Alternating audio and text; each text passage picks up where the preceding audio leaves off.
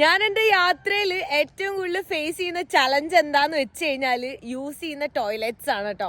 ഭയങ്കര അൺഹൈജീനിക് ആയിട്ടുള്ള ടോയ്ലറ്റ്സ് ആയിരിക്കും യൂസ് ചെയ്യുക. അപ്പോൾ അത് ഭയങ്കര ബുദ്ധിമുട്ടാണ്. ഞാൻ കാണിച്ചു തരാം. ഞാൻ ഇന്ന് ടോയ്ലറ്റ് യൂസ് ചെയ്യുന്ന ഒരു ടോയ്ലറ്റ് കേട്ടോ. ഇതാണ് ഇവിടുത്തെ ടോയ്ലറ്റ്. അപ്പോൾ ഇത് പുതിയതാന്ന് പറഞ്ഞിട്ടാണ് അവരെന്നെ ഇങ്ങോട്ട് പറഞ്ഞയച്ചത്. ഇങ്ങനെ പോയിട്ട് ഇത്ര ഒരു സ്പേസ്, അതിലൊരു കുഴി, ആ കുഴിയിലേക്ക് നോക്കാൻ നമ്മളെ കൊണ്ട് പറ്റില്ല. ഭയങ്കര വൃത്തികെട്ട സ്മെല്ലായിരിക്കും. അത്രയും ബുദ്ധിമുട്ടാണ്. വെള്ളമൊന്നുമില്ല. ഞാൻ എൻ്റെ വെറ്റ് വൈപ്സ് ആണ് ഉപയോഗിക്കുന്നത്.